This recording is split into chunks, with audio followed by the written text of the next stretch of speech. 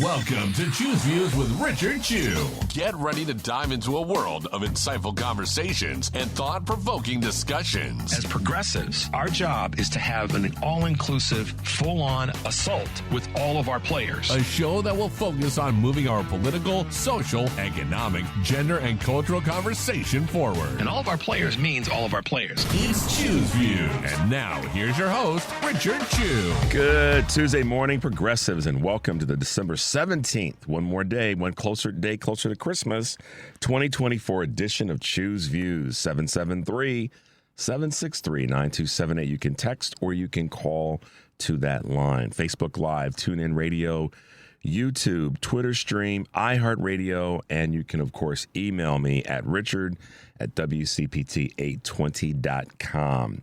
Catch all of our shows by subscribing to our WCPT podcast on Apple Podcast or Spotify.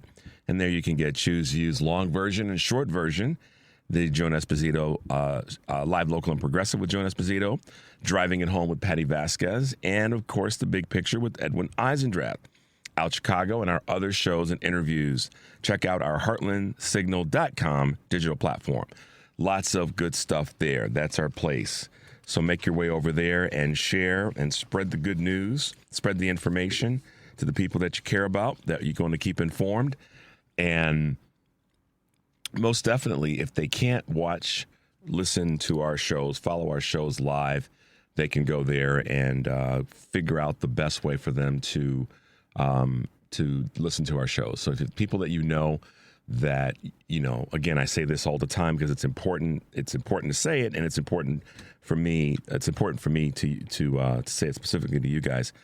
Make sure you're sharing stuff with people. I got a great email yesterday.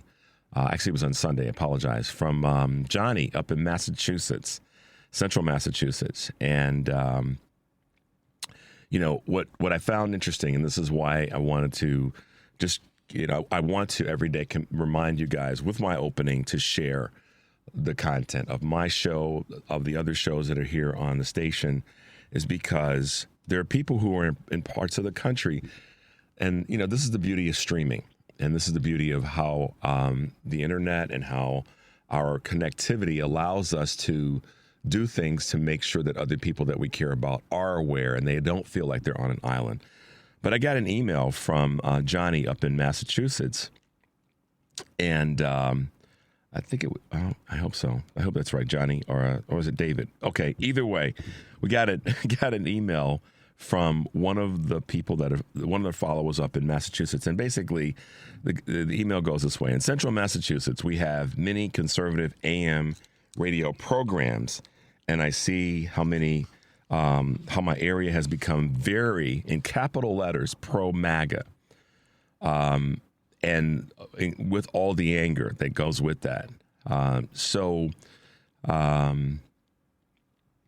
What basically he's saying is we appreciate the work that you're doing and that they have access to programming like we have here. So I think it's Johnny, hope so, or if it's David, or if it's both of you there in central Massachusetts, we're going to do everything we can to keep the message coming and make sure you're sharing it with as many people as you can.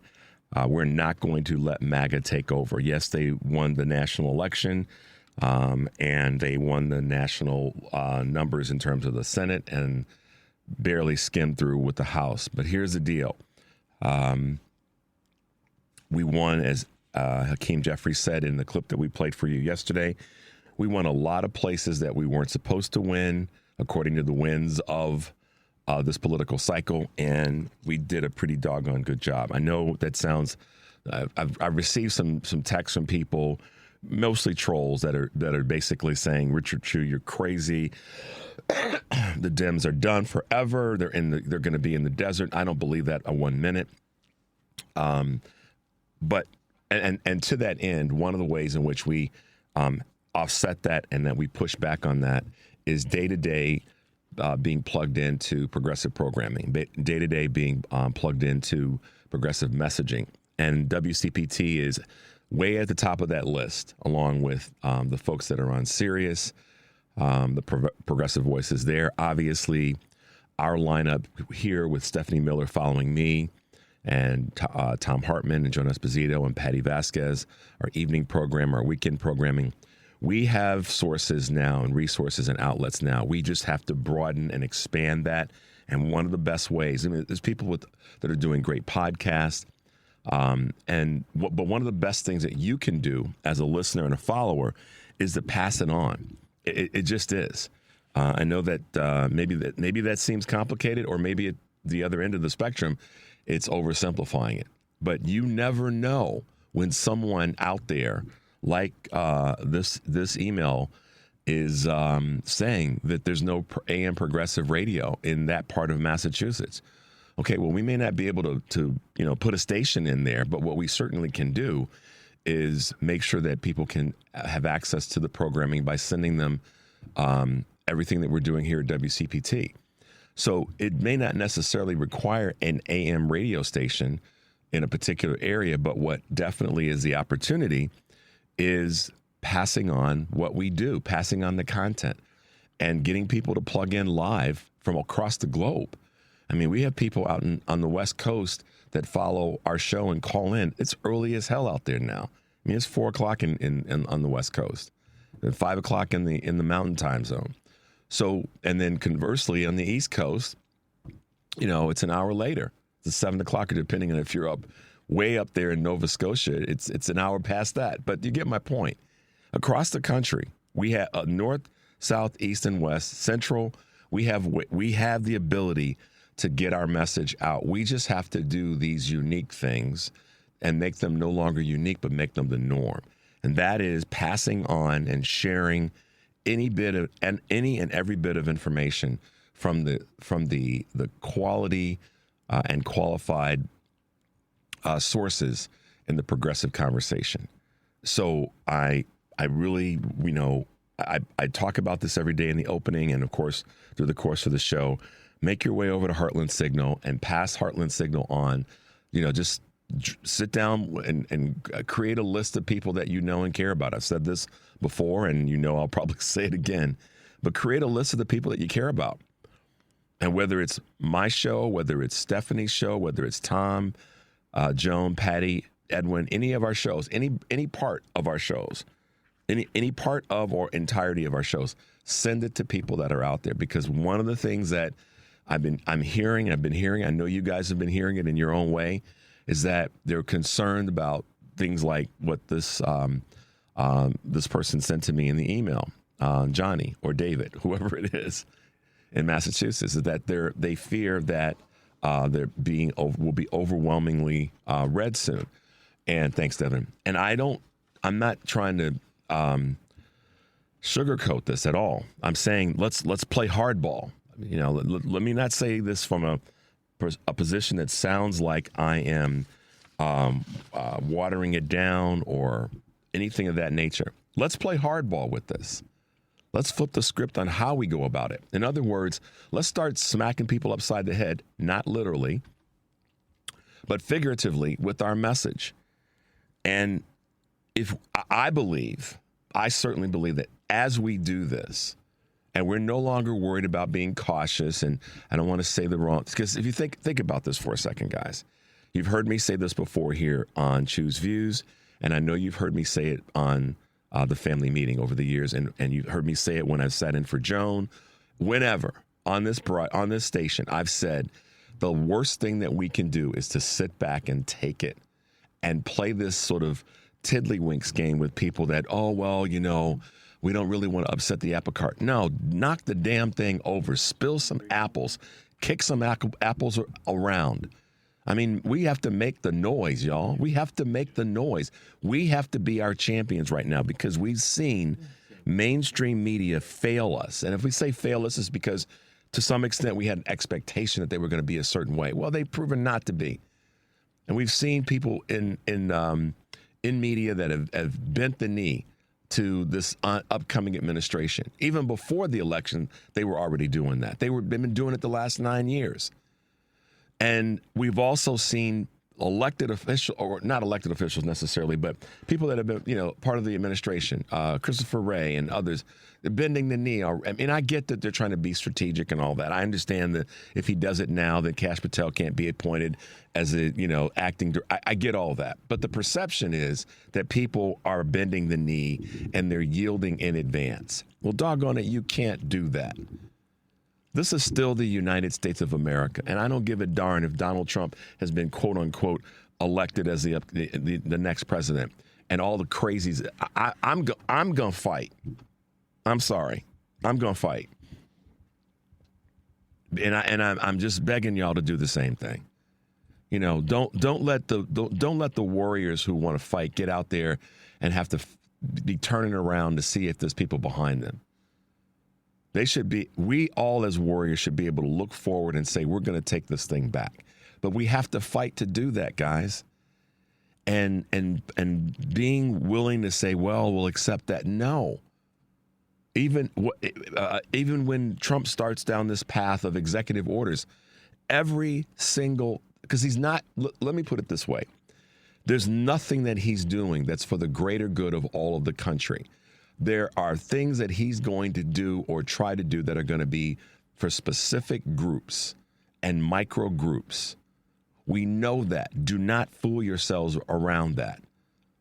So when I talk about fighting and fighting forward and being out at the tip of the spear and not having to wonder who's behind us, we all should be that way. And it starts with you saying that, doggone it, that's unacceptable. Taking away Medicare, Medicaid, Social Security benefits, privatizing it. What the hell for? So they can mess it up more? They can make it worse? No. That's pitchforks. Pitchforks. Taking away military benefits because Elon Musk, you know what? Ooh, Lord. I had to catch myself. We're going to let him take away those benefits when he's to the immigrant to this country and got benefits from off the backs of us in terms of government subsidies. And even what's the boy that runs Amazon? Bezos, same thing. Punk him too. No, Jeff Bezos, Elon Musk, Peter Thiel, and I could list all of these folks. The person that's the head of Publix grocery store, any of them, they all put their underwear on one leg at a time. I'm as athletic and coordinated as I've been all of my life, Devin. You know, the one thing I've never been able to do without making a damn fool out of myself is to try to put my underwear on at both legs at the same time. It's an act of physical heroics to be able to do that. My point is, they put their underwear on one leg at a time, and this newly elected president probably has to do more than that and needs some help in sustaining. Listen, I'm going there this morning, so y'all prepare yourself and call in and say what you got to say. I'm giving you opening to say what you have to say. But doggone it, they put their underwear on one leg at a time. And we have to stop feeling fearful that whatever they're going to do or try to do, that we've got to yield to it. No, we don't. No, we don't. Who said that we do? Where is it? Where is it in our book of laws on a state level or on a national level where we've got to yield to that carnage, that craziness? They're going to take away Social Security benefits. They're going to take away military benefits. They're going to try. No, we're not going to stand for that. We're going to push back. We're going to fight. If it means if it means pitchforks and torches, then doggone it, we need to do that. Because you cannot go down without a fight. It's unacceptable. And for those who are leading the charge, who are putting out messages, who are, have shows like this on this station, all of our shows, our podcast, everything, we have to demand more. And by getting emails like this from the gentleman in Massachusetts, shout out to you, Johnny/David, we have the opportunity to keep our message flowing and going by passing it on and by sharing. So I'm waking y'all up this morning because I'm not going to take it. I'm just, when I saw that, I was like, that's a doggone shame. We are not going to become pro-MAGA. We're not going to become these off-the-rails doggone fools. I'm just not going to let it happen, guys. All right, the number is 773-763-9278. We're going to take a break, and we will be right back. Good morning. You're waking up with Richard Chu. Good morning. Good morning. Good morning. We're live and ready to hear from you. Text or call us now at 773-763-9278. Same number. Simple as that. Let's get the conversation going. On WCPT 820, Chicago's Progressive Talk. Hey, guys, welcome back to Choose Views. Yes, I had a little morning opening of let's get it going, let's get it done, because that's what we have to do. We do not have an option. And we're going to stay leaned into this, guys, because this is what I believe, and I want to keep you guys strong in that space. Today we have a great guest on. We're kind of keeping with the holiday spirit. Yes, we can walk and chew gum. Christmas Carol, Jacob Harvey, Studebaker Theater will be with us today at 7:30. So looking forward to that call to chat a little bit again about holiday. The holiday stuff. We had Roderick Dixon and Alfreda Burke with us yesterday. Too Hot to Handle, the jazz gospel over at the goodness gracious. Why am I drawing a blank in the theater? They're going to be there. Studebaker? No, not Studebaker. I'm looking right at it. Handel's Messiah. Good gosh. At the Auditorium Theater. Couldn't get it out. Today we have Christmas Carol, Jacob Harvey, Studebaker Theater. There we go. We got it. We got it right, Devin. All right, guys, we're gonna let's bring you up to speed a little bit on Choose Views news this morning with the numbers to watch this week. The Federal Reserve is taking center stage with policymakers forecast to deliver their third consecutive cut to interest rates tomorrow. And according to Bloomberg, the central bank will lower its benchmark target by a quarter of a point to between 4.25% and 4.5%. But because progress has stalled on curbing inflation, the Fed is also expected to deliver just 3 cuts next year. So it'll be interesting to see how that's going to impact Trump's administration. Today, the Commerce Department will release its retail sales report for November. Tomorrow, of course, the Census Bureau will release the housing indicators. And of course, as we said, regarding the interest rates, we'll get a better picture into that. Thursday, the Department of Labor will release initial jobless claims for the previous week. And then on Friday, the Department of Commerce will release the November Personal Consumption Expenditure Index. And it's a way to read what's happening with goods and the price of goods and services. So we'll pay attention to that. We'll keep you guys posted as those numbers come up, as we try to do each week. Apple is moving toward a foldable device, guys. I found this very interesting. They found in the next breakthrough device that it may be foldable. Citing sources from Bloomberg and the Wall Street Journal, Apple is developing a foldable gadget that will resemble 2 iPod Pros side by side. It's reportedly also working on a foldable iPhone, as well as a slimmer model with a simplified camera to keep costs down. Well, that's probably not a bad idea. Car makers are struggling with the new reality. And what is that? The U.S. government says it has finalized a nearly $10 billion loan to a battery-making joint venture between Ford and South Korea's SK On. The funds will support the creation of 3 new battery plants in Tennessee and Kentucky, a potential boom for the struggling auto industry. In the last 2 weeks alone, Stellantis lost its CEO and General Motors shuttered its once buzzy robotic taxi unit, which we talked about last Friday. Carmaker struggles share a few common threads, according to the New York Times, such as costly technological changes and a rising threat from these Chinese firms. Starbucks ups the paid parental leave. And finally, they're talking about this again. The latest move in Starbucks' turnaround effort, more paid parental leave for its store employees. Birth parents will now receive 18 weeks of paid leave at 100% of their average pay, according to the coffee chain. Parents who don't give birth will get 12 weeks.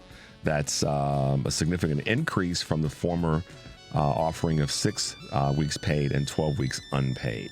So Starbucks leadership needs to boost morale and performance after 3 quarters of sliding sales, and that's definitely true. Marvel's flop, and Devin and I were just talking a little bit about this. Moana tops again. Female audiences have propelled Disney's Moana 2 and Universal's Wicked to the top box office again, while Kraven the Hunter recorded the worst opening for a Sony Marvel movie, according to Deadline. The Spider-Man spinoff took in just $11 million domestically, even less than industry analysts expected, amid poor reviews from critics and audiences. The success of the female-driven films shows that women do go to the movies. If you give them an event film, they'll keep coming. Well, there you go. Moana did very well, so good on them. And Gen X media execs are seeking new paths. In media and entertainment, they are reassessing their careers following 2 years of layoffs, according to Variety. Disruptions like streaming, artificial intelligence, and industry consolidation have pushed many seasoned Gen Xers out of middle management roles. However, those with specialized skills in marketing, research, and finance, for example, could become consultants or contract workers at the same companies. So there you go. They're making some career changes, as many folks have to do. So we'll say kudos to them in some ways for looking at the tea leaves. All right, guys. Shout out to my man Brett, who is one of our followers and Teamster drivers. He's on the road today, making his way from Texas to South Carolina. So, Brett, drive carefully, travel safely, and we appreciate the work that you do to make sure that goods and services get to people in different parts of the country. You guys may have heard me say this before, but my father used to say, if you got it, a truck brought it. And that still holds true. So, shout out to my man Brett, and travel safely. All right, guys, question that I want to ask everyone before we hit this 6:30 break. And then when I come back, I'm going to talk about some things that are happening locally, just to kind of keep you guys up to snuff on what's going on in and around Chicago. Even though some of you may be in Massachusetts, Chicago's still the epicenter of the world. We know that, and it's okay if you don't live here. It's okay. You can move here. We have lots of places for people to stay, and some of them are very expensive. So for those who think that I'm not paying attention to the cost of living, I am. But Chicago's the epicenter. It's a place to be. 8 years running, place to be. So I'm going to talk a little bit about some things that are going on in Chicago. 8 years running, where does that come from? Condé Nast, just an FYI. All right, here's my question before we go to break. This happened to me last week, not this past weekend, but weekend before. And I talked about it, as I referenced a couple times during the course of the week, about the Democratic Party needing to move to the center. And I'm not saying that this is what was brought to me by a colleague, and that the Democratic Party needs to drop issues that are not appealing to all Americans. Well, in other words, what this person was trying to say is issues, as they refer to them, as micro issues. I don't think that that LGBTQ rights and women's rights are micro issues at all. And the economy was kind of a what should we call it? The shiny object, to be honest with you. When people really pay attention and dig into what's happening with the economy and how the Biden administration, with Kamala Harris's help, that's what she was doing too, got better, significantly better. And inflation, all the numbers match up. You saw what heard what Mark Morial had in the clip that we presented yesterday. But this person did say to me in the course of the conversation, and this is a colleague, someone that I've known for a few years, that after kind of looking at everything, this person said to me, I've been a lifelong Democrat. I've only voted for one Republican, but this time around, I kind of changed my mind. And I said, what do you mean by that? And this person said to me, in a kind of proud way, Devin, yeah, I voted for Trump. And I've been talking to this person for a half an hour at this gathering. And when this person said, I'm not even identifying this person being male or female, I'm just saying this person, because I'm keeping it as neutral as I can, said this to me. And it's taken me a week to kind of, evolve through this, but said to me that they didn't feel that at the end of the day that Trump in office was going to necessarily hurt them. And I was like, okay, but proudly said that they voted for Donald Trump. And when I heard that, it took me aback, but I did what I normally do when I hear something like that. I kind of heard it and let it be what it was going to be. But the rest of the party, I made a point. I excused myself shortly thereafter, Devin, and I went to the men's room. And then when I came back, I found a way to talk to some other people. Because in that moment, it was my opportunity to say, I'm not going to continue to talk to this person because they surprised me. I've known that they've always been somewhat moderate, but this person surprised me in saying that they voted for Donald Trump. And I made the decision to walk away and not continue to converse with that person. I did say, as my parting shot, that you realize that your decision, you had the luxury of doing that because you're here in Illinois. But your decision, indirectly, because it was about what is going to only impact you, was a very narrow thing to do. And there are other people that, there are people that are going to be, that would be potentially hurt by your vote. And this person, you know, kind of looked at me strangely like, But to that end, I want to know, what do you guys do? What will you do? And it'll come out, you know, we're in holiday season. We got Christmas and New Year's in front of us. And then we've got the election, the inauguration, all the things that are in front of us. You're going to have somebody in your network that will say to you, hey, you know, I voted for Trump. I want to know what you're going to do about that. My question is, what do you do if a member of your family, a member of your crew, business associates, a colleague, someone that you've known for a while says to you, yeah, they voted for Trump in this election? I want to hear what you guys have to say about that and what you plan on doing about it as we go forward. The number is 773-763-9278. When we come back, we'll talk about some local things. We'll get your calls. We'll keep it moving forward, guys. We'll be right back. It's Choose Views with Richard Chu on WCPT 820, where facts matter. Hey, guys, welcome back to Choose Views, 773-763-9278. Give us a call or send us a text. You know what, Devin? Let's go ahead and go to our good friend Pam on the west side of Chicago. Good morning, Pam, and welcome to the show. Good morning, Richard. Thank you, and thank you to the team that helps bring it all to us. Thank you. Absolutely. I certainly enjoyed your opening. And Richard, first let me say this. With this, and I'm going to get it right, the adjudicated sexual abuser found liable of sexual abuse. Because I'm not going to call his name if I can help it. That's how I will refer to him. There you go. So I guess my first point I wanted to make, Richard, when we talk about those who supported Harris, we're talking about what, almost 74 or 75 million. Mm-hmm. Am I correct in that? Yes.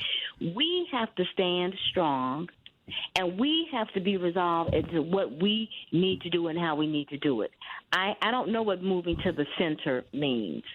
All I know is the Democratic Party had a message that was talking about helping lower-income people, seniors, people on Social Security, providing the basic necessities to help bring you some comfort in life. That's what I know the Democratic Party, stood for with this messaging. And it just seems to me those who voted the other way rejected that. Now, to your dilemma, what do you say to someone like that? Because there are different responses. If I know you personally, I'm going to come with a stronger message of opposition.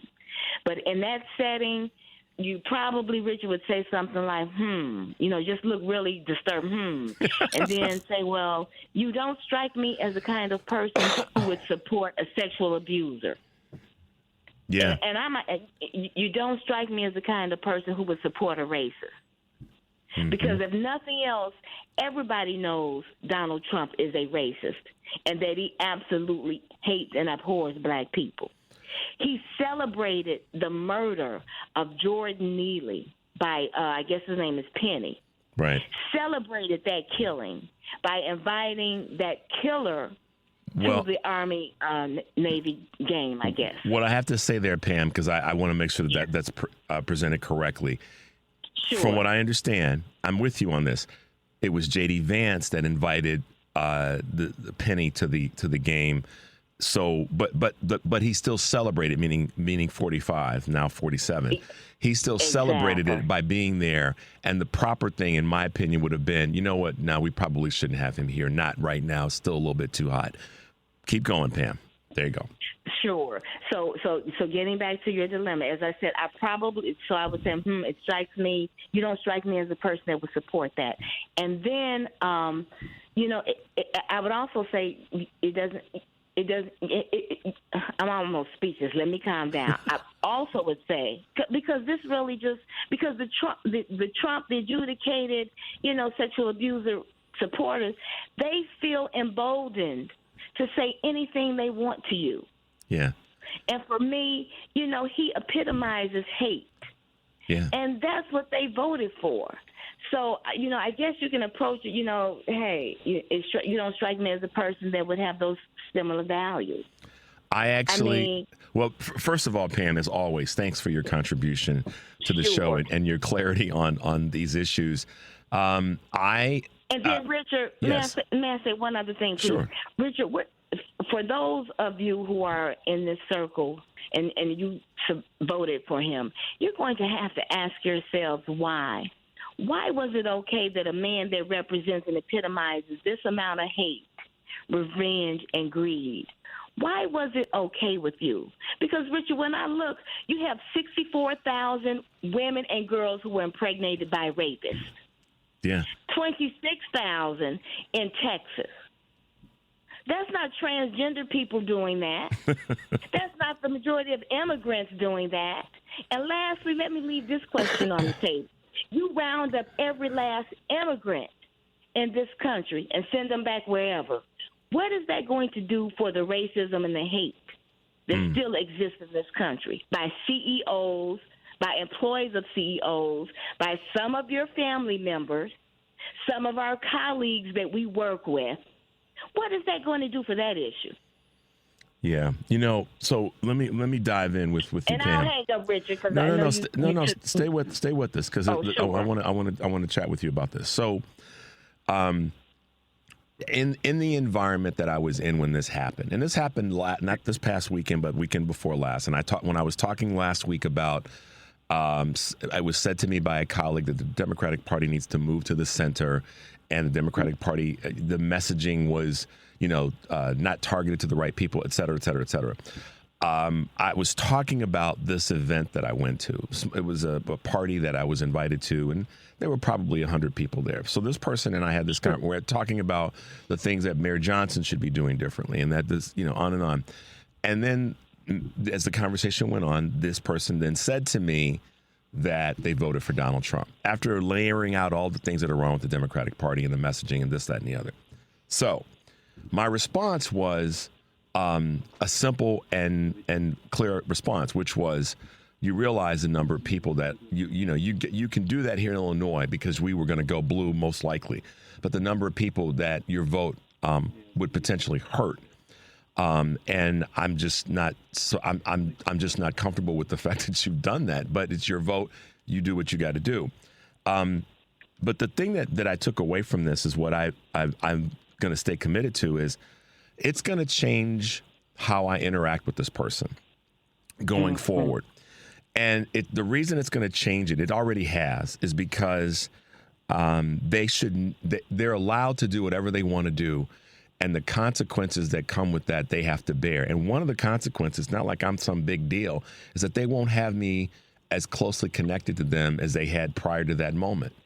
And when I've heard people say, I'm losing my family over politics and this election and Trump and MAGA, no, they're losing you. Okay. Yes. Thank you. And I had to embrace that. And my wife helped me with processing this. And another good friend of mine that I talked to helped me in processing this. But I've been saying this for the longest time. You're not losing them. They're losing you. And this person's basically going to lose me as a close ally. And because of the selfishness, in my opinion, you can do whatever you want to do, but sometimes that comes with the label of being selfish.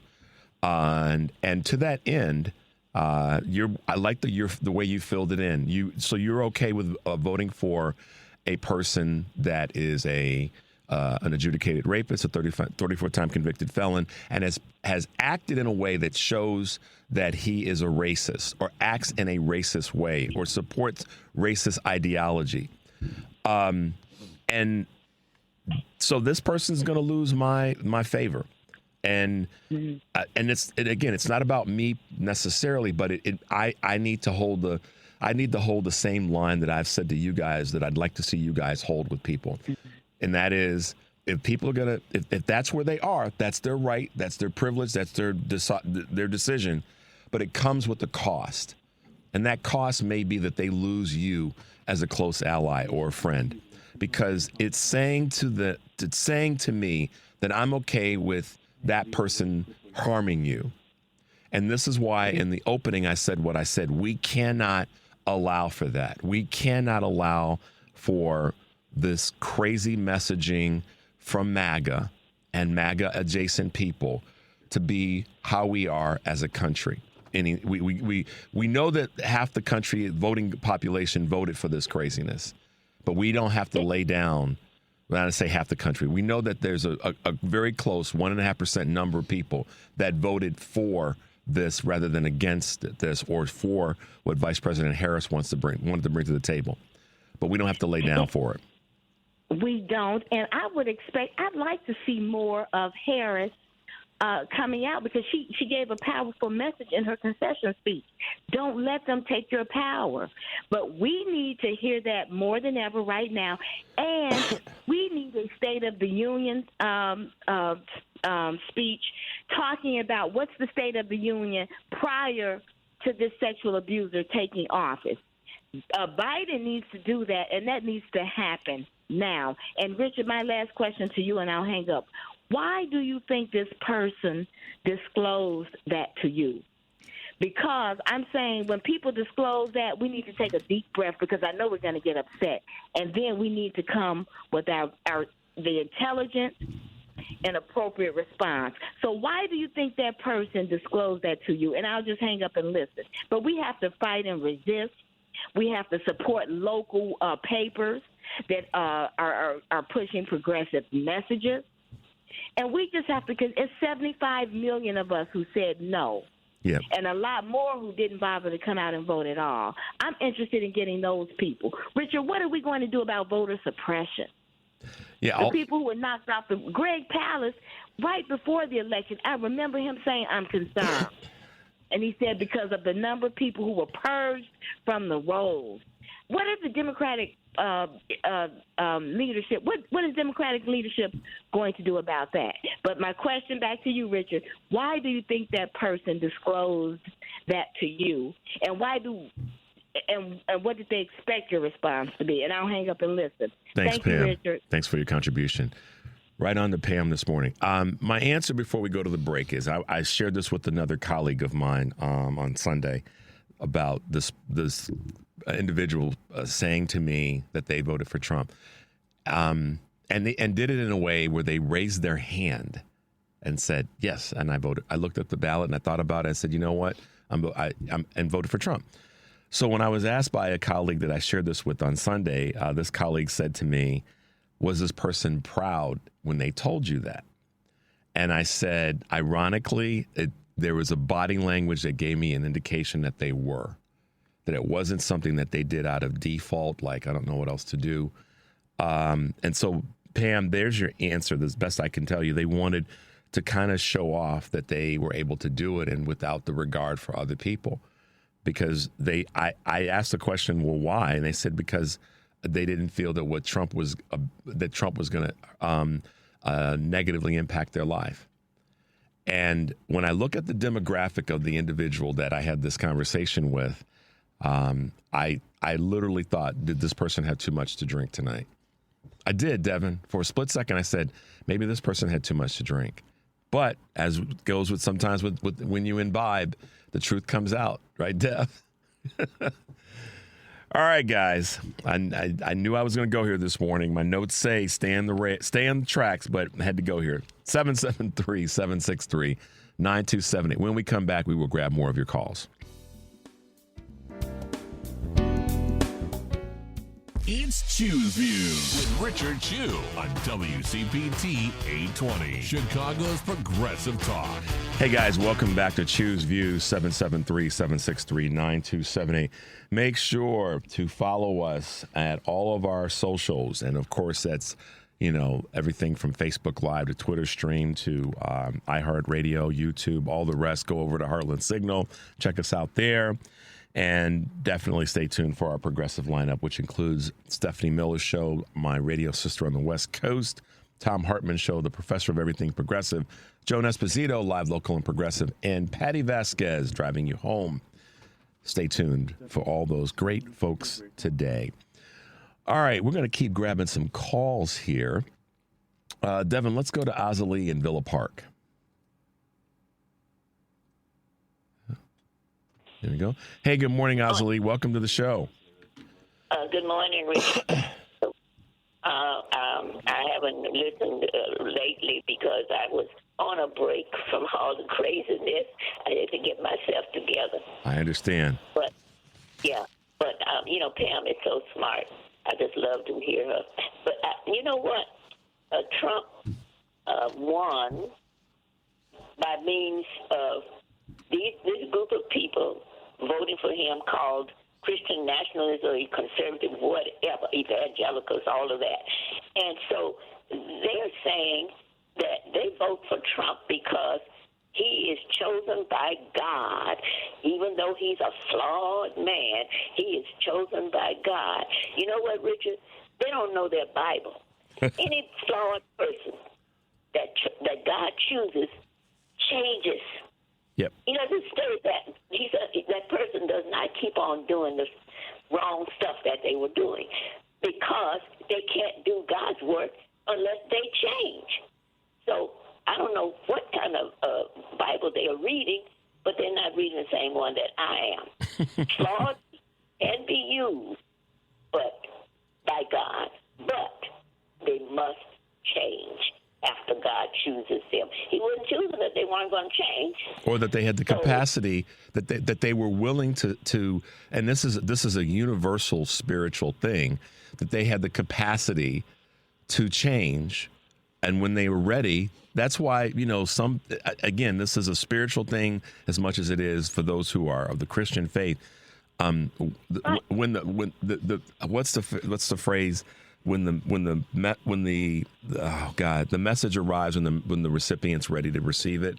I'm botching that, but you guys know what I'm talking about. The falcon can't hear the falconer until they decide to listen. And that, to me, is what you said, Azalee, is so on point. People are listen. You know this. You've been around for a minute, Grandma. People are justifying their decision to vote for Donald Trump by using their perception of religion and faith, not their actual understanding of it. And they're miles apart. Their perception versus the reality is what gets people in trouble. And they're using this as a justification to actually vote for their own self-interest. That's what actually happened. Not God ordained Donald Trump as the next coming. That's whatever. Yeah. Yeah. Look at that Messiah. Is he anything like Jesus? Lord have mercy. Right. I shouldn't even have said that. But they are trying to justify what they did. Now that's that group of people. Everybody that voted for him were not that. But and actually, I can't understand why people do that. Why would you misquote the Bible or miss whatever God is saying for your own benefit? How's that going to really help you in the end of your life? Well, and the leaders know that. Azalee, is it unfair to say that when you do that, you actually bastardize religion and faith? When you do to then justify your own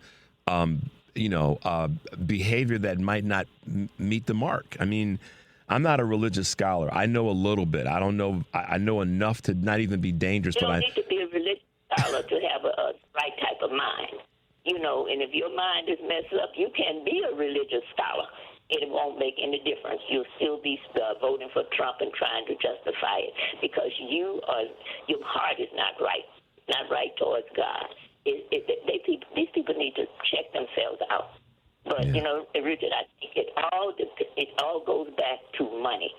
These people will do anything for money, and a lot of them who are saying that, and you know, they're trying to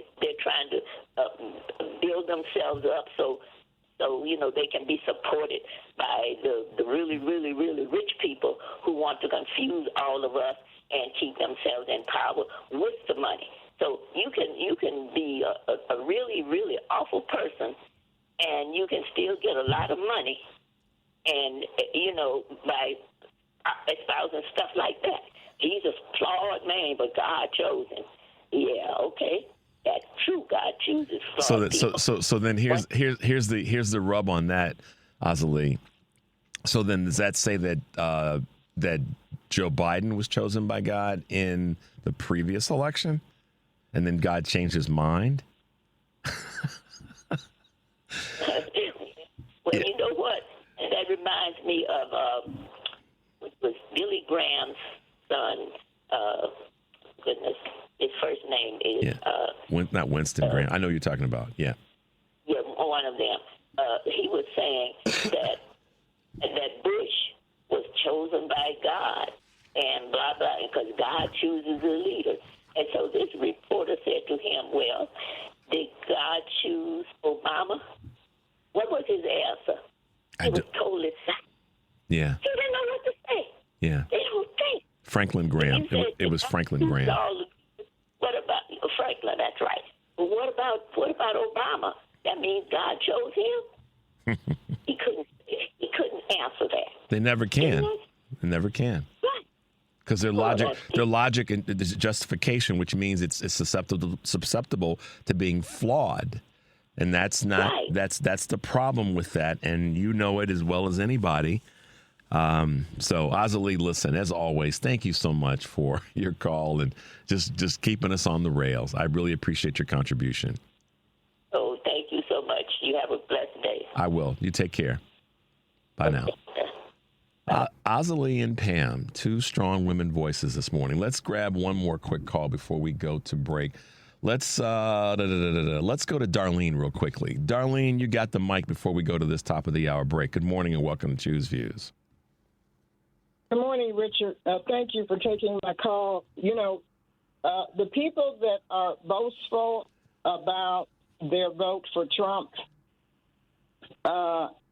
eager to share it or not afraid to share it, there are going to be consequences. And I think that they figure, well, you know, he's been elected, and now I can do, you know, ABC. Hey, Darlene, but there's going to be consequences. Darlene, remember when we were growing up, Darlene, and our mothers and fathers respectively would say, "Don't show you're behind." And there's another word that we would use. That's what they're doing in some ways. Sorry, Darlene. And the selfishness. You already pointed that out. It shows the selfishness within them. They're going to see people hurt. They're going to see people devastated. Yeah. And to sit there and see that on the TV screen or to read it in an article and know, wow, I voted for this man and he's deporting these dreamers and he shut down CNN and I can't even trust what's coming in on the newspaper. And the people that are marching, they're being curtailed. Mm-hmm. They can't even go out and protest. I mean, this is what he wants to do. He made it clear in the press conference yesterday about the press is the problem. He's not giving up on that. He is going after them. Yep. He is. There's no question in my mind. And this is where and why I said what I said in the opening, Darlene. We have to be prepared for the fight. And the fight is how we communicate with people. I think that's a big part of it. We've ceded ground for way too long. I've been in way too many collectives where someone would say, well, you know, let's not talk about politics. You know, I've got some of my golf buddies that I've kind of had to now, like my mother used to say, feed them with the long handle spoon. Oh, Rich, let's just play golf. Let's not talk about politics. Okay. Yeah. I've had other people in other venues in my life that have said, wow, come on, Chew, let's not talk about politics. I'm like, so now, and so to that end, we have ceded a little bit of ground. Not anymore. Yeah. Not anymore. Right. So, Darlene, Darlene. if he shuts down go ahead. Just one more thing. If he shuts down protests, then all we have left are the politicians, because he cannot force them out of their office. No. The Democratic politicians have to be in front of the microphone every day around the clock, pretty much. Every day. They have to do that every single day. Try and shut down all negativity about him. Yeah. Good point, Darlene. As always, Darlene, your contributions are great because they're so on point and they're so succinct. So thank you for your call this morning. Okay, thank you, Richard. Bye-bye. Bye-bye. Have a great day. All right, guys and gals, we're going to take a quick break. The number, of course, is 773-763-9278. We'll be right back.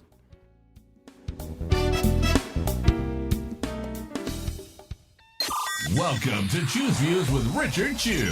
Get ready to dive into a world of insightful conversations and thought-provoking discussions. As progressives, our job is to have an all-inclusive, full-on assault with all of our players. A show that will focus on moving our political, social, economic, gender, and cultural conversation forward. And all of our players means all of our players. It's Choose Views. And now, here's your host, Richard Chew. Hey, guys, welcome back to Choose Views. Second hour, 773-763-9278. Catch us on Facebook Live, Twitter Stream, TuneIn Radio, and by all means, iHeart, YouTube. Check us out. Go to heartlandsignal.com. Listen, I got a couple house cleaning items to get to real quickly. Then we're going to get your calls before our guests at 7:30. So I see you guys are all on hold. Just sit tight. Let me get through the house cleaning items very quickly. Make your way over to heartlandsignal.com. Heartland X has got some great audio over there that you'll want to check out. And some new article posts. Ohio House passes a bill prohibiting gun owners from being required to carry liability insurance. That's crazy. That's just, Devin and I were just talking about this. And then later today, Joan Esposito will be taking your calls, talking to William Campbell, host of Here's Now, Ireland's political, social, and current affairs podcast. Marjorie Hershey, professor emeritus in political science at Indiana University, Bloomington. And, of course, our own Heartland Signal's Rich Eberwine with 3 stories that you have missed from our digital newsroom. Live, local, and progressive weekdays 2 to 5. Joel Esposito, WCPT Heartland Signal. And tonight, guess who? Yes, Patty Vasquez will be in Wisconsin broadcasting live from where? Minocqua Brewing Company's Madison Tap Room. Driving it home with Patty Vasquez. Weeknights, technically, here on WCPT. And then you can also, as a reminder, that Choose Views has 2 new podcasts, Choose Views full episodes and Choose Views featured interviews. You can get one or both. The podcasts are available on Spotify, Apple Podcasts, iHeartRadio, YouTube, Amazon, and TuneIn. Make your way over there and do, like I said at the beginning of the show, share it so that our folks, our brothers and sisters up in Massachusetts have material to share with other people. Get yourself over there to do that. All right. We've got our contest, guys. Fry the Coop is the destination for hot chicken in Chicagoland, giving Southern original Midwest touch, whether you want heat or no heat, featuring chicken sandwiches, tenders, chicken and waffles, and now even nuggets, all delivering happiness in each crunchy bite. Crunch, crunch. Proudly not using seed oils, frying all of their menu items at 100% beef tallow. Stop by the Coop today at one of many locations from Oak Lawn, Chicago, Elmhurst, Darien, Prospect Heights, Tinley Park, and Bolingbrook. You can have no heat, mild, medium, hot, or crazy insanity. Well, that'll blow your hair off. And celebrate the holidays. Fry the Coop to celebrate the holidays, I should say. Fry the Coop actually gave us, that's us, WCPT, $25 gift cards. It's a little gift, but we want to have that out to you guys. So the contest is running right now. Contests running on WCPT are open to listeners 18 or older and residents of the greater Chicagoland area in northwestern Indiana. 1 entry per person, 1 winner per household, void where prohibited by law.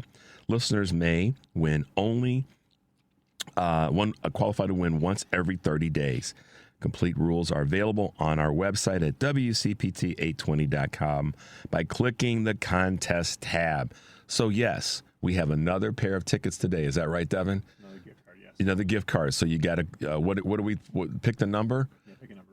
The number will be 3. Caller number 3 wins.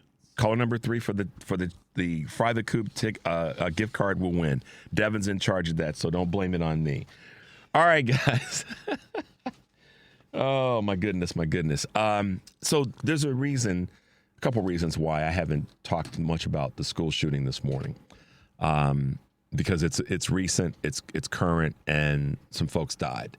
And I'm cautious to talk about things until there's a little bit more information in detail. But listen, at the end of the day, my position hasn't changed much when it comes to school shootings. We need better. I'm going to say this as a word. We need better gun control legislation in the country. There's no question around this. How does a 15-year-old get a handgun and cause this kind of destruction? I'm going to stay out of the weeds on that one this morning because we're talking about we're on another topic for the course of the show. But we'll get to it. Unfortunately, this is a conversation that's not going away. And it's one that we're going to have. But today, I'm not going to get into that just yet. I'm going to give it a day before we talk about it, and then we'll get your comments and thoughts on that in the next couple of days.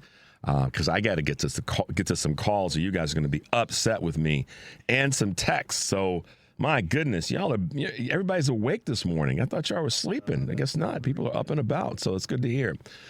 All right, let's go to, if we can, Devin's got his hands full, so you guys just have to bear with us a little bit. Let's go to Leo. Let's go to Leo. Leo, good morning. Welcome from the South Kakalaki. What's going on, man? Yes, sir. Good morning. How do you deal with Trumpers?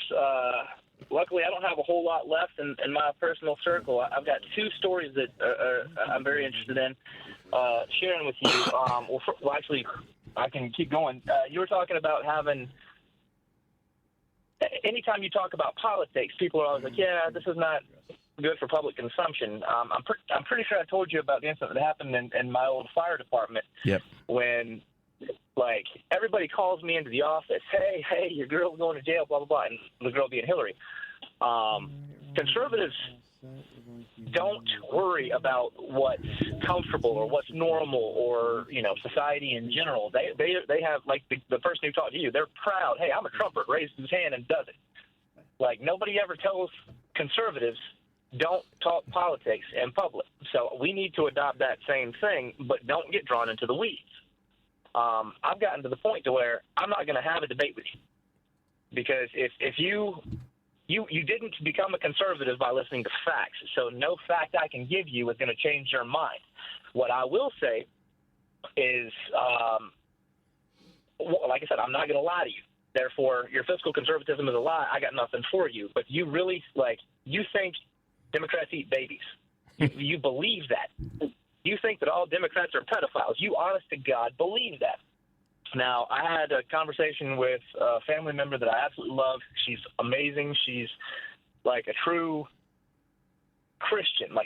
She walks the walk. The problem is she goes to church 3 times a week. Therefore, she is 100% what she calls pro-life.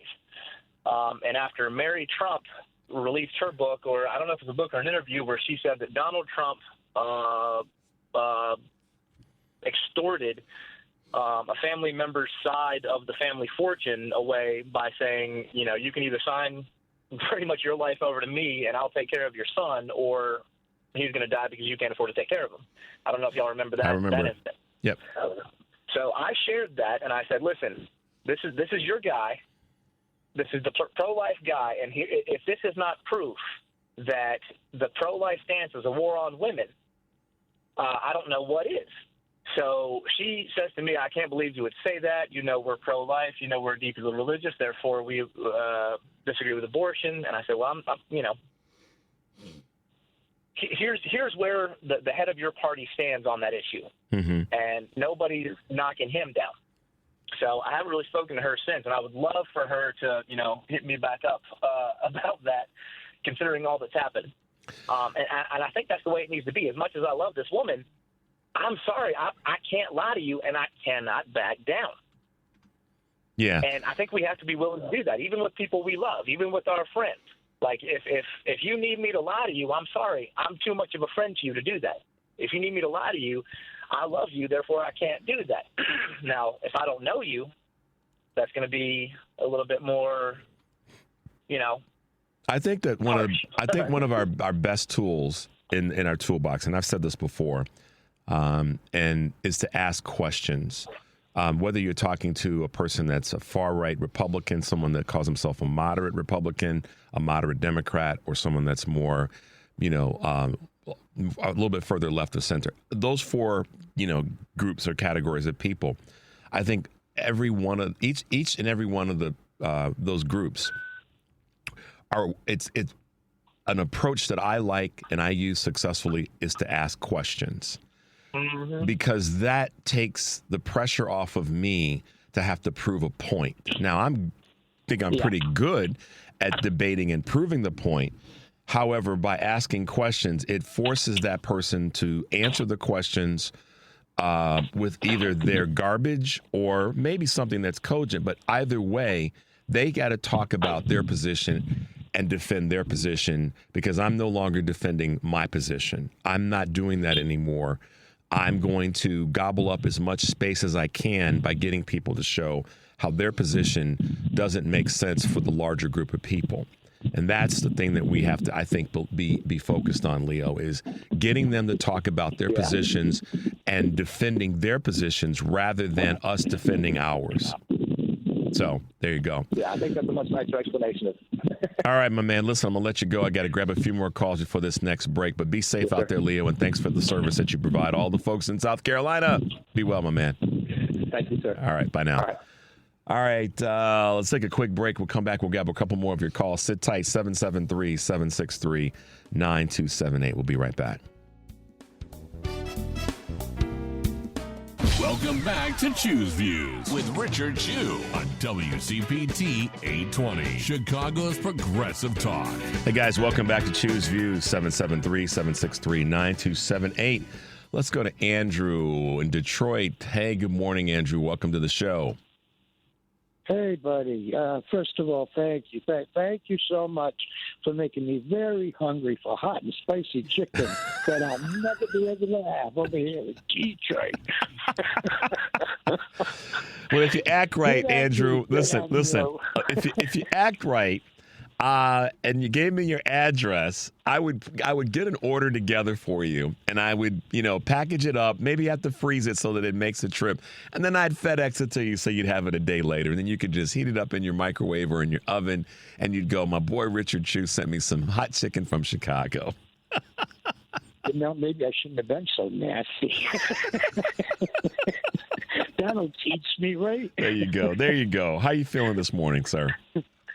I'm doing all right. First of all, I got to say, with these authoritarians, their deal is always your problem is somebody else's fault. And I'm going to tell you who, and that's how they get started. Look at over in Nazi land, it was the Jews. Everything that's wrong in your life is because of the Jews. And all right. He got enough years, and the Republicans are doing the same thing over here. They started probably before Reagan, but there was Reagan with the welfare queens. Yep. And it's just gone on and on. Every election cycle, they've got to pick somebody that's making your world worse for you. It's their fault that your life sucks. Yeah. It's terrible. And this is the party that's supposed to be about being responsible, and we're in control, and we're the ones that know better. But every time, and I talked about this a little bit on Sunday when I was on the Family Meeting radio show, every time, every election cycle, and on all levels, it's always that somebody else is at the cause of your state in life. It's never you should be responsible and take charge of your life and take charge of the circumstances and ally with other people to make things better. It's never about that, hardly ever. It's always about Those folks over there are awful, and those folks over there are going to come and take your stuff, and they're gonna be bad and terrible to the society. You're absolutely right, Andrew. It's blaming others. It's not about taking responsibility. And the other thing is, they are so not Christian. They are so not Christian. Their idea of Christ is that this light-skinned man with flowing dark blonde hair. Yeah. The people here in Detroit that have emigrated here from different Arab countries, they're much more what Christ would look.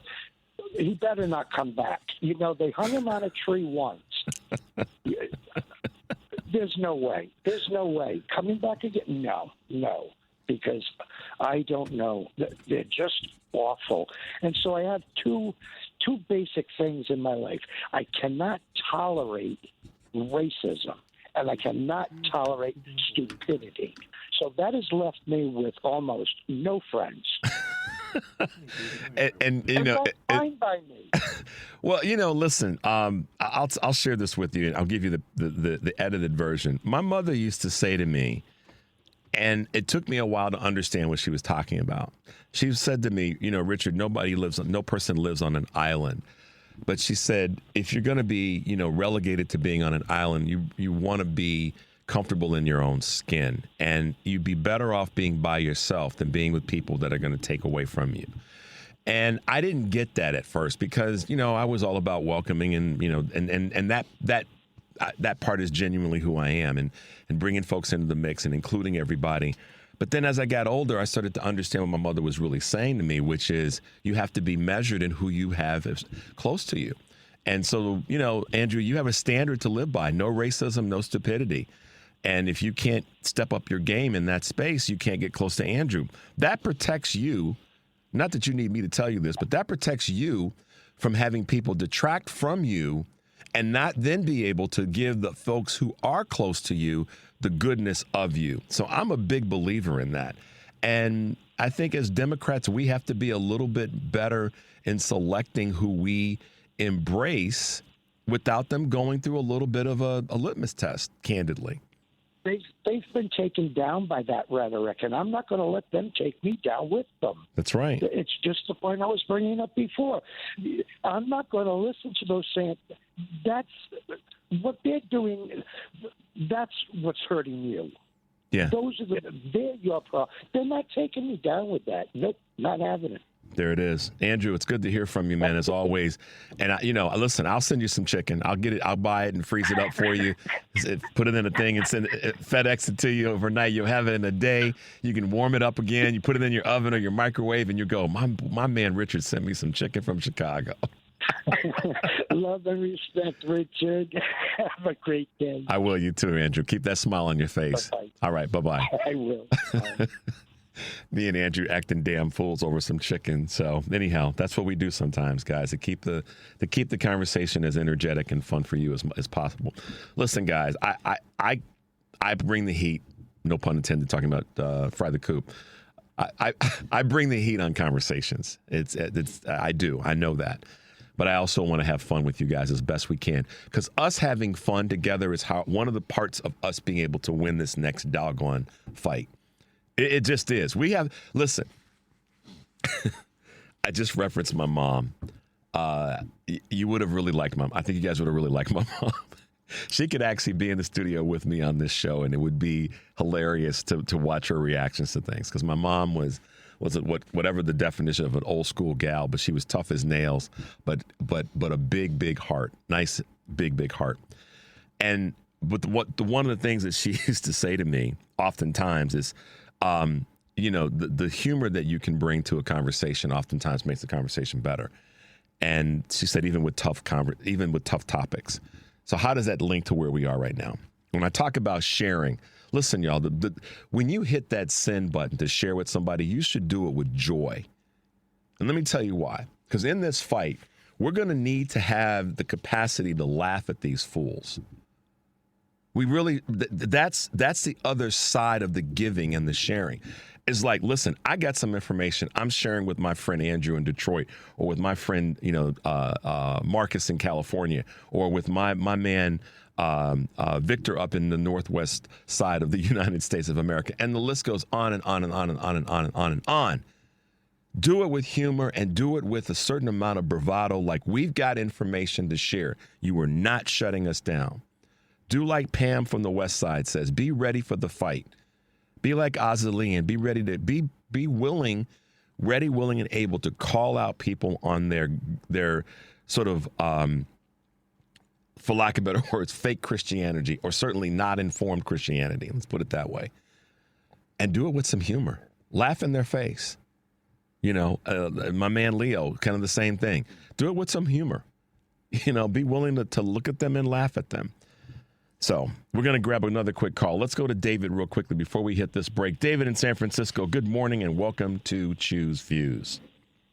Hey, morning, Richard. Yeah, I hope you're going to have some good holidays here. I plan on it, man. I really do. You too. Yeah, we've got Yalda coming up, and that's the most important one. Hey, well, I was hearing you talk about the shooting, and it just reminded me that the gun industry has a responsibility to all of us to make sure that their customer base are sane. And they are actively marketing guns to paranoids and to tyrants, basically. And they're going out of their way to, create a customer base that demands more and more guns. They're like junkies, and they have to have more guns. And that's not a well-regulated militia. But the idea that commerce can basically put guns in the hands of friggin' millions of people at this point. I was brought up, two of my uncles, one was a master sergeant and one was a colonel, and they both blew their brains out. Jesus. And my cousins had to come home and find their brains on the ceiling. And it's friggin' horrible to imagine that somebody as expert as a colonel or a master sergeant would take their own life and ruin generations to come solely because they got marketed wrong. It's sad, and to imagine that America, land of the free and home of the brave, has actually got a whole bunch of paranoids that are creating foreign policy. Yeah, it's a terrible thing, David. It really is. Listen, man, we've got a guest coming with us at 7:30, so I wanted to get you in before we hit the break, but stay strong out there and stay safe. And as always, thanks for your contributions, both your calls for the show and also the things that you send me via email. They really are very informative, and I appreciate that. Yeah, and don't get scared of Yalda. It all happens in the next morning. Gotcha. All right, David, be well and have a great day. All right, Dev, let's just take a break right now because I know that we've got the Studebaker Theater is going to be with us this morning. 773-763-9278. Guys, we'll be right back. You're listening to Choose Views with Richard Chu on WCPT 820, Chicago's Progressive Talk. Hey, guys, welcome back to Choose Views, 773-763-9278. One of my favorite landmarks in the city of Chicago is our own historic fine arts building in the Studebaker Theater. Going way, way back. I remember when I was in high school and, certainly after college and just over the years. It's one of my favorite buildings in the city of Chicago is a fine arts building. And if you don't know it, you drive right by it without, you just pass right by it. It's a great historic part of the city of Chicago, but also a historic part of our art, as well as our architecture. So first of all, shout out to the Fine Arts Building, if you can hear me, because it's one of my favorite places. But also the fact that we've got, great performances going on. It's the holiday season here in Chicago. And today we have with us the managing artistic director of the Fine Arts Building and Studebaker Theater, none other than Jacob Harvey. Good morning, Jacob, and welcome to Choose Views. Good morning. Thanks for having me. Absolutely. Now, our show, excuse me, our show is a progressive show on a progressive talk show, a progressive station. We talk politics and all that. But this is the holiday season. As I've been saying to everybody this week, I'm trying to incorporate the art and the artistic part of our city and the great work that folks like you are doing. Yesterday we had the folks on from Too Hot to Handle. That's going to be Roderick Dixon and Alfreda Burke doing the Too Hot to Handle Jazz Gospel Messiah. And today we've got you talking about what's happening with Christmas Carol.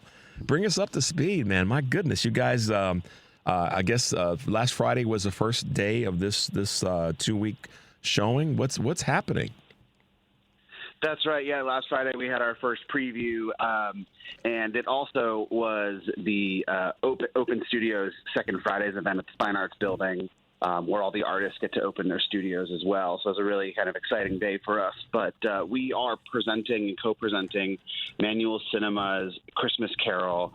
And for those who may not be super familiar with Manual Cinema's work, they essentially create a live film on stage in front of audiences using 3D puppets, a really incredible live original score, and using everything from 3D hand-drawn puppets and shadow puppetry, utilizing old-school overhead projectors, just like we had in our classrooms growing up.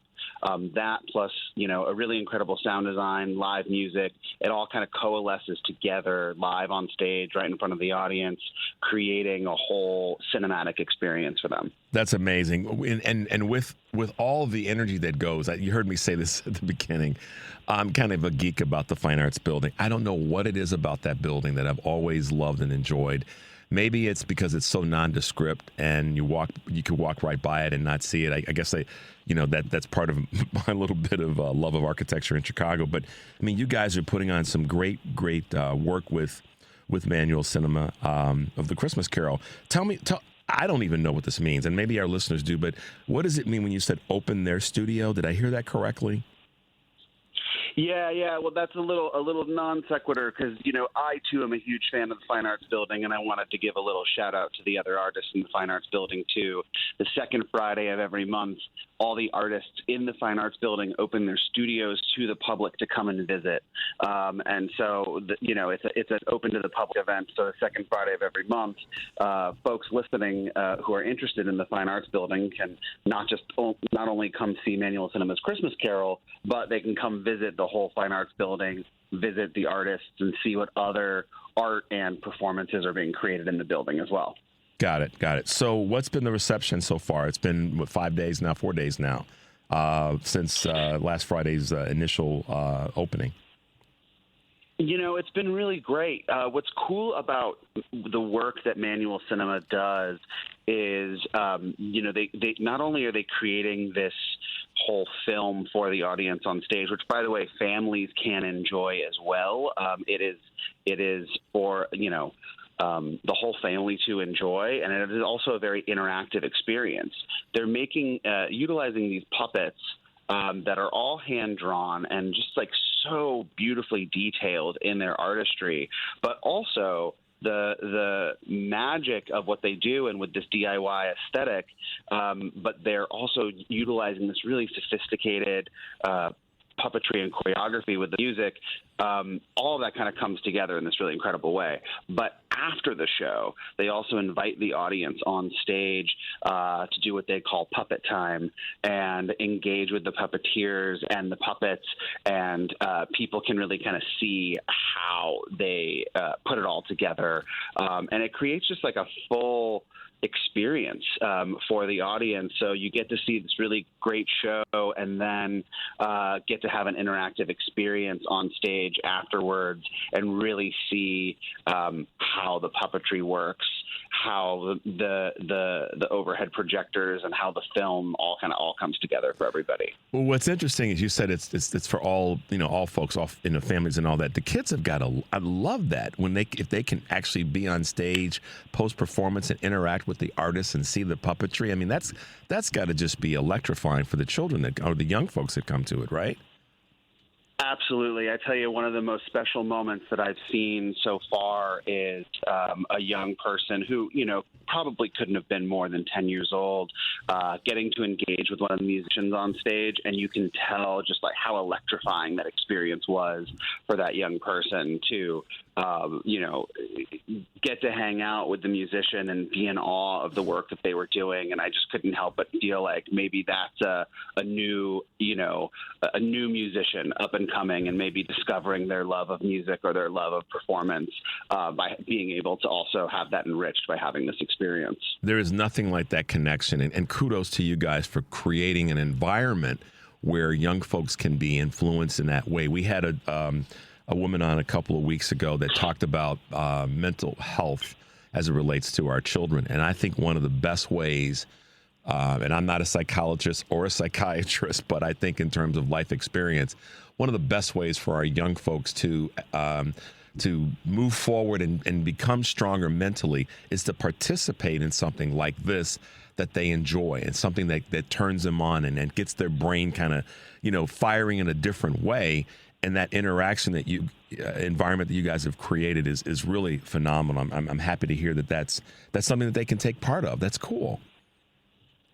Yeah, absolutely. I mean, I personally grew up with such a rich arts background, and that's something that I certainly think is essential to our development. The arts breed empathy in a way that is unique, and shows like this and experiences like this also allow young people to see themselves in different ways or imagine different possibilities for themselves.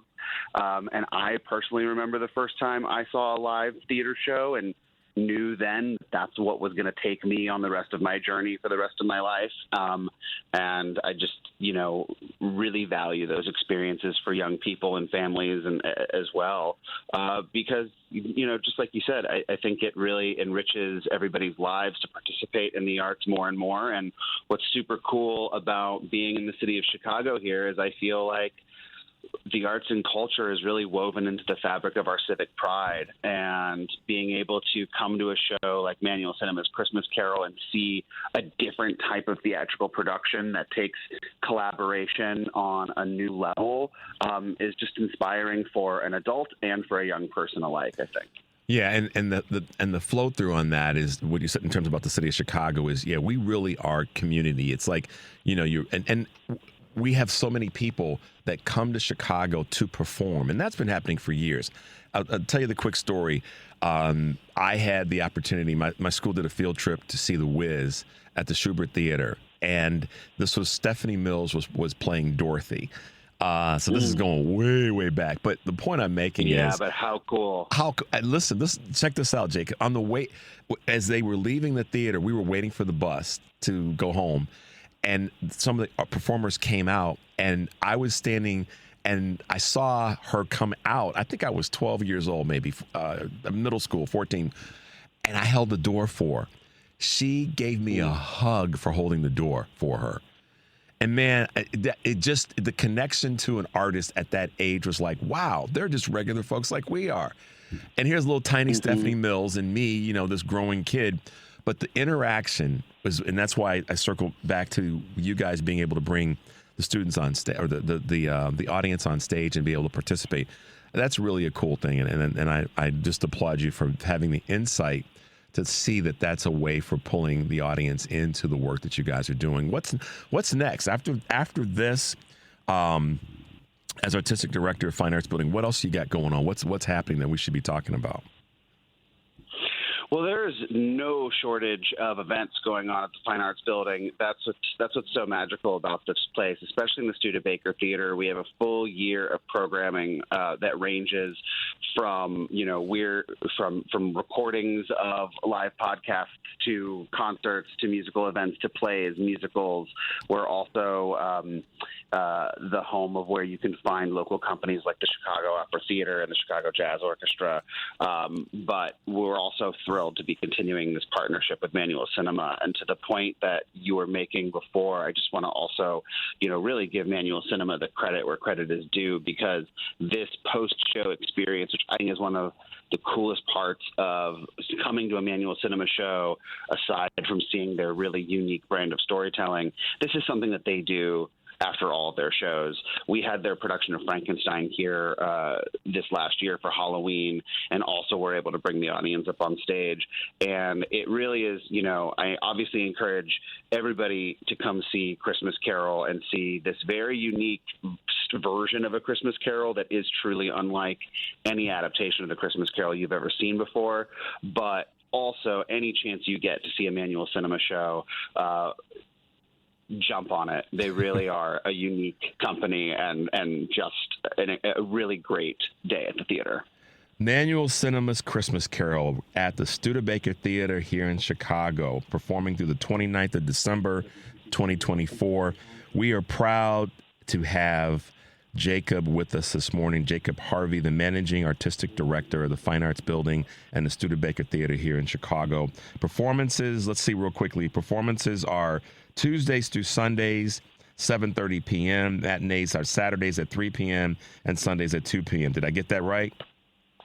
That's right. And, we're closing on December 29th, so it's a limited run. So obviously encouraging everybody to come get their tickets and join us at the Studebaker Theater in the Fine Arts Building for the holiday season. And you can get tickets by visiting fineartsbuilding.com/Christmas Carol. Is that right?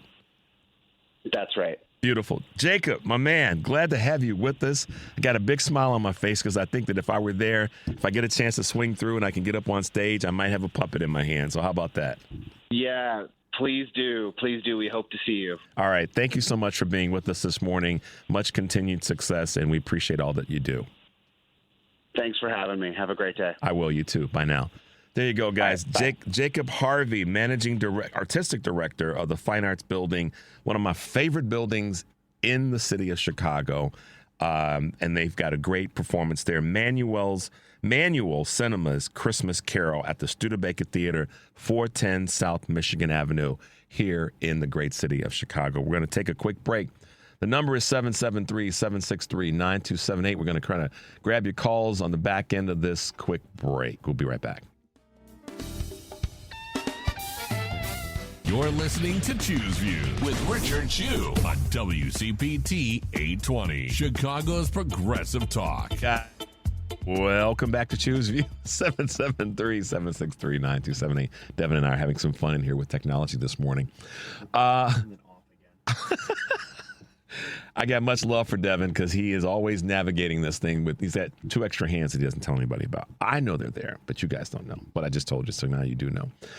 Jazz hands. All righty, let's go to Victor on the northwest side of the United States of America. Good morning, sir. How are you? Hey, you and political views and news. There you go. How do you do? I do great, they tell me. I just like to say, Donald Trump always telegraphs what the power elites want him to do. And the first thing he mentioned, and these are all he said during interviews, was he wants to get rid of the post office and privatize the post office. This, of course, will do away with vote by mail in most of the blue states anyway. The second thing he wants to do is privatize Medicare and Medicaid and Obamacare by putting it all under one umbrella called Medicare Advantage. And this he'll be able to do. Eventually, we will all be paying for medical insurance because once they gut all the money out of these programs, then we'll have to end up paying out of pocket. And the third thing he did mention, these you can hear what he said because he was interviewed a couple of times. The third thing he wants to do is take away he wants to deregulate industry, and he wants to do away with the Department of Interior and the EPA. And we know this because he said in an interview that anyone that wants to invest $1 billion, he was talking about people overseas mainly, but I'm sure that includes here in this country, that they will have a clear path to do whatever they want, set up any business they want. There won't be. He said that there won't be any regulations to deal with, or he's going to deregulate. They're going to poison, which will eventually poison again our environment, toxins, and our water supply will have chemical cancer agents in it, and the air. This is going to really play havoc with them.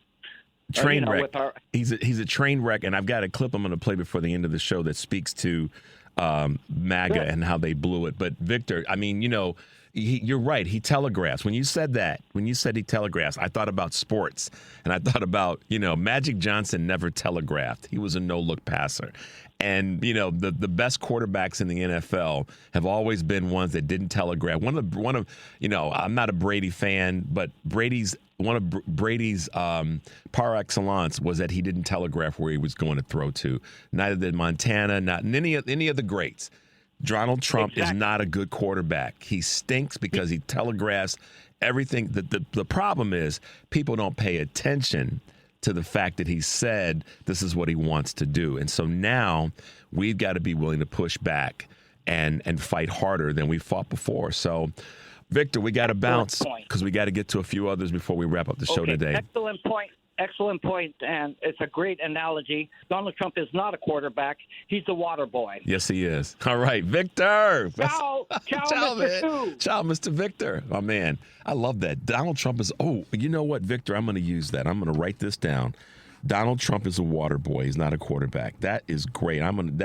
We got to grab a clip from that. I hope I didn't screw that up where we can make that into a clip. We have to, Devin, stay on me about that. That's got to be a clip. Donald Trump is not a quarterback. He's a water boy.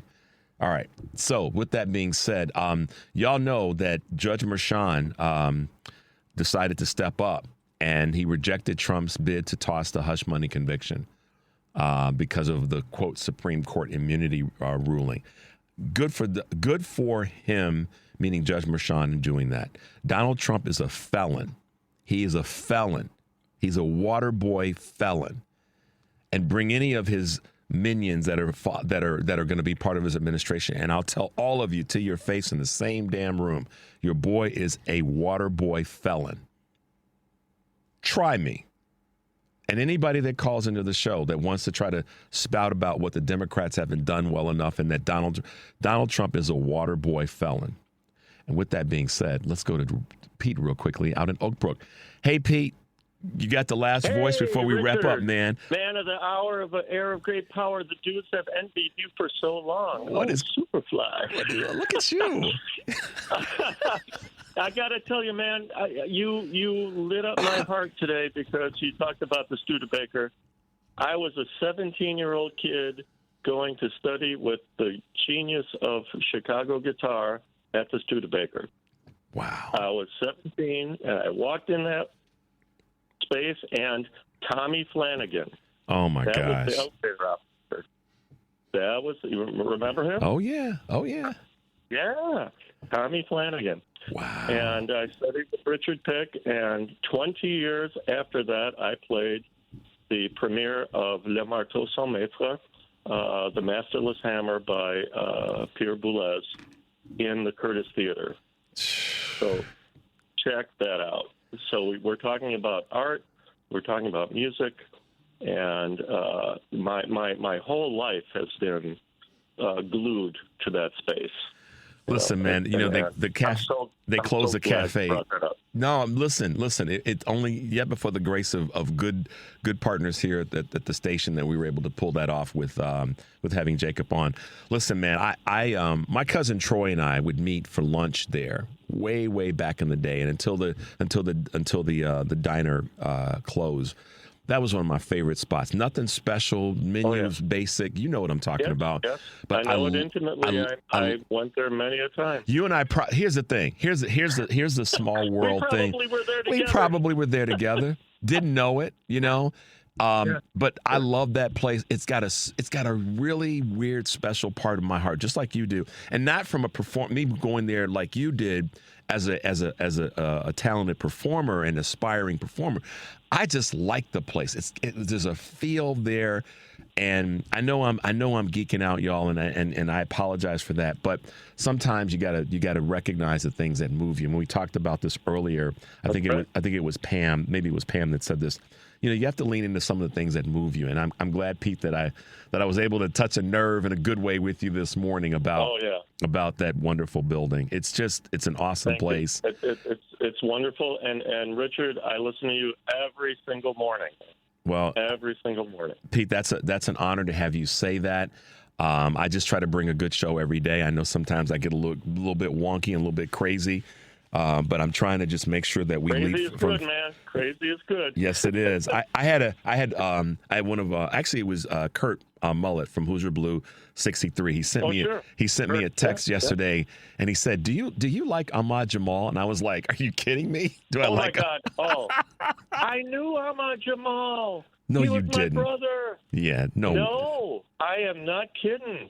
I used to go see him at the Palm Lounge. Gee. Yeah, I'm that old. Small world, man. Small world. Yeah, man. Yeah. Well, us I knew music heads. all the jazz luminaries of Chicago. Yeah, Ahmad Jamal was my buddy. There you go. Wow, I'm so glad you said that. Well, see, it wasn't an accident that in this holiday season, in the mix of all the craziness that we're talking about and having to deal with, we can find this connective tissue. See, that's what we as progressives do. We open ourselves up to something that might be new and different. And in the process of that, we learn something that benefits us. Because I'm not trying to blame. I mean, Pete and I don't know each other. We know each other through this show. I'm not trying to blame Pete for his imperfections or my imperfections. We're trying to find common ground so we can move this thing forward. And that's what happened this morning because we had Jacob Harvey on from the Fine Arts Building here in Chicago. Pete and I found out that we've got other connective tissue. That's what we as progressives try to do. And that's the message that we have to spread to folks throughout the country, is that we're trying to pull folks together. We're not trying to tear folks down. And if it's, a historic landmark building in the city of Chicago that is the, the impetus for that, then so be it. Yes. Absolutely. Brother, stay strong. I shall as well. And I look forward to listening to you every single day. And you know what? Once upon a time, we're going to get together, and you're going to hear me. Hey, man, listen, we just need to figure out how to get together. We can meet out in front of the Fine Arts Building, and even though the cafe is still not open and we can't sit down and have a turkey sandwich on toasted bread, we can see, I know what I'm talking about. But oh yeah. Pete, well, maybe we'll meet at Harold's Chicken since you're talking about chicken so much. That's right. Over on Wabash. That's what we'll do. Okay. All right, man. All right. Listen, you Pete. Have a great day. I will. You too. Keep that smile on your face. We'll talk soon. Oh yeah. All right. I shall. Bye Bye-bye. now. There you go. How better than to have someone like Jacob Harvey from the Studebaker Theater in the Fine Arts Building be with us this morning as a guest to talk about the goodness of art. And I'm just thrilled at the way that they wrap up the show, Devin, by having the audience come on, particularly the children, be able to come on and take part in the post show connection. That's really some cool stuff. And tomorrow we're going to give some shout outs to some things that are going on here in Chicago. Didn't get a chance to touch on those today, and I don't want to just cram them in as we wrap up today's show. But kudos to each of you guys who called in today. I'm still on that question. What do you do if a member of your crew, your family, your business associates, and so forth revealed to you that they voted for Donald Trump in this election, given all the information, just like Pam said, just like Azalee said, that was in front of them to make a decision? That's a reality that we're going to have to deal with. But I will tell you, as progressives, maybe we're going to be able to take on some of that good love that my man Pete just brought us and that Jacob Harvey brought us from the Studebaker Theater. And that's a good thing to take with you. So there you go, guys. We did it again. We got through another show. Thanks to you for all your texts, for your calls. We appreciate it. And as I say every day, take a deep breath and make your life count. We'll see you tomorrow.